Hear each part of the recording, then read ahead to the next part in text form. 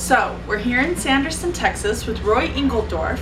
He owns the Outback Oasis Motel where we are currently staying, and he is now showing us the snake house. So you can see he's got a little rodent rack here, he's got a nice little breeding system, and tons of goodies. So, Roy, you want to show us your toys? Sure. Start off with a really nice pie. Wow.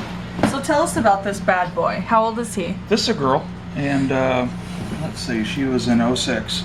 Awesome. And how long have you owned her? 06. Oh, sweet. Have you bred her? Since 06, yes. I bred her last year, and she gave me a lot of really nice babies. Oh my gosh, she is so beautiful. Yeah, she's a good kid. Can you see her Get tail? Wow. That is a good looking pie. And the neat thing was that all the babies were all high whites. Wow. So that made me happy. That's amazing. So this is a piebald ball python. Yep. She... And they all start from, most people know what ball pythons are, but they all start from a little snake like this. Sometimes they're not so little. Wow. How old is this snake? I've had this snake, I guess, for about 5 years now. Do you have any idea how many grams this snake weighs? That snake weighs over 5 pounds. Wow. She's big. So that is an enormous ball She's python. over 5.5 feet long, and she gives me over a dozen eggs every time. That's amazing. So is she het for anything, or is she just your typical? Nope, she's just a normal ball python. Great. Just a nice female, a really good breeder. She's amazing. Yeah, She's really beautiful. She eats full-blown adult rats. Awesome. Of course, I pre-kill everything I feed them. Right. Safety first. Yes. And we also have some Momo pythons.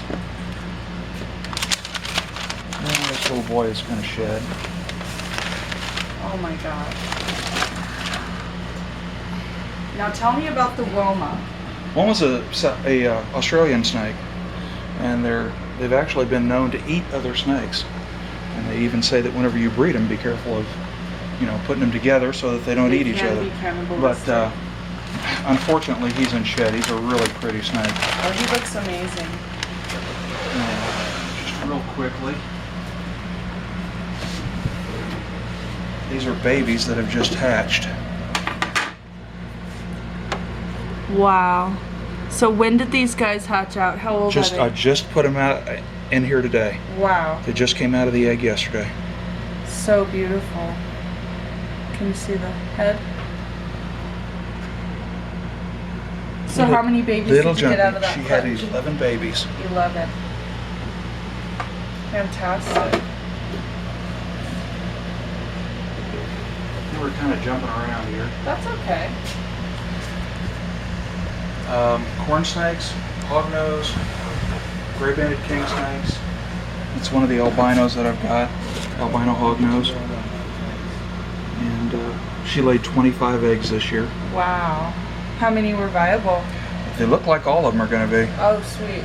They're still incubating? And yes, she just laid recently.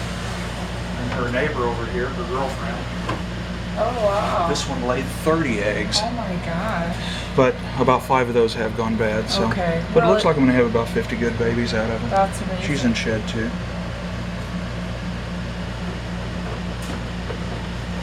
So what can you tell me about this bright, beautiful boa that you've got over here?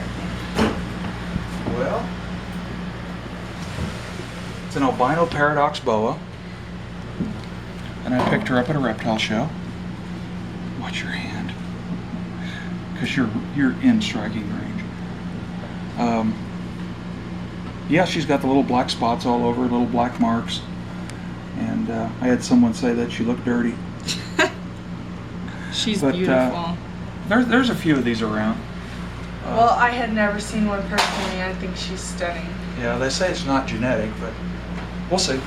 I'm going to try and get a male from the guy that produced it out of the same female, and I don't know, give me a few years, we'll see what we can do. Awesome. Now, do you mind talking about your lizards that you've got over on this wall over here? The Gilas? Yes. I've got a few Gila monsters that I acquired from a good friend of mine in Oklahoma City as babies. And they're all captive born.